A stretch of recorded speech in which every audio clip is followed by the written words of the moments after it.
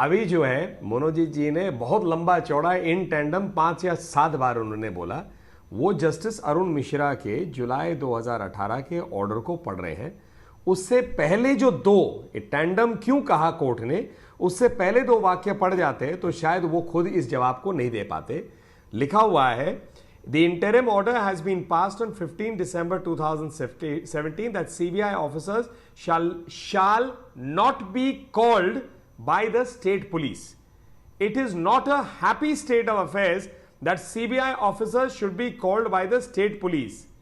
They have to work in tandem with each other.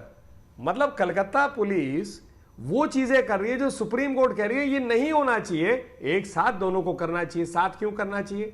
क्योंकि original judgement जो आया था वो 2014 के केस में, सुब्रत चट्टोराज के केस में, माननीय बेंच ऑफ जस्टिस ठाकुर में स्पष्ट किया गया कि सीबीआई नारदा शारदा घोटाले को देखेगी और पश्चिम बंगाल की पुलिस, क्योंकि वो पहले उस घोटाले को देख रही थी, एसआईटी थी, वो सारे कागजात और जानकारी और सब चीजें सीबीआई को सौंपेंगे।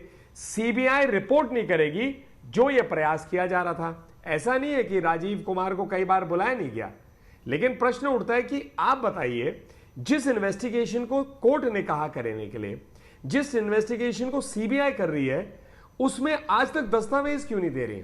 ममता जी की सरकार को किस बात का भय है कि बाहर जो ये तथ्य निकल जाएंगे बहुत गंभीर होंगे या उनके लिए बिल्कुल अंतिम चीज हो जाएगी? यहां पर हर रोक लगाई जा रही है सीबीआई के कार्य में। और सीबीआई अपने से नहीं गई, मोदी जी के कहने से नहीं गई। सीबीआई गई मोदी जी की सरकार बनने से पहले, ये मई 2014 का है। अब थोड़ा सा टीएमसी पे आ जाते हैं, लोकतंत्र की बचाव की बात कर रहे हैं। आपने खुद प्रश्न उठाया, कभी आपने देखा कि ममता जी ऐसे धरना पे किसी और के लिए नारदा शारदा में उतरे? एक अफसर के लिए उतरे हैं। क्यों? अफसर जो है ड्यूटी नहीं कर रहा है, जो अपेक्षा है सुप्रीम कोर्ट के आदेश के अनुसार होना चाहिए। आगे बढ़िए। भाजपा के कार्यकर्ता मारे जाते हैं, हमारे मुख्यमंत्रियों की लैंडिंग की परमिशन नहीं दी जाती है हेलीकॉप्टर की। और थोड़ा पीछे जाइए, आप याद करिए कि यहां पर आर्मी को भी टोल को मैनेज करने से रोका गया था, आर्मी को तंग किया गया था, आर्मी के लिए शब्द कहे गए थे। इस पश्चिम बंगाल में सीबीआई अपना काम नहीं कर सकती, लेकिन बांग्लादेश से घुसपैठियां, रोहिंग्या, वो सब खुलेआम आ सकते हैं। वहां पर रॉ के ऊपर में इन्होंने आरोप लगाया था कि रॉ जो है बम ब्लास्ट कर रही है। मतलब ये सरकार कर क्या रही है? संघीय ढांचे का ये अर्थ नहीं है कि देश के अंदर में संविधान को कूड़े के डब्बे में फेंक दीजिए और कहिए मैं ढांचा हूं, मैं संविधान हूं। ओके, पवन खेड़ा, मनोजीत मंडल प्लीज, मजाक नहीं चल रहा है सर, मजाक नहीं चल रहा है।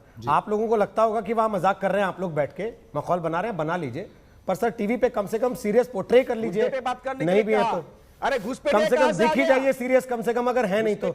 देखिए क्या है ना, आप पार्टी के प्रवक्ता तो है नहीं कि मैं पार्टी से उम्मीद करूं कि वो आपको थोड़ी सी तमीज सिखा दे कि टीवी पैनलिस्ट के तौर पे कैसे प्रेजेंट करना अपने आप को। लेकिन अगर आप प्रवक्ता नहीं है, समर्थक ही हैं, तो पार्टी की इज्जत का ख्याल रख लीजिए कम से कम। ये बैठ के आराम से सुन लीजिए बाकी पैनलिस्ट को, उसके बाद आपके पास आऊंगा।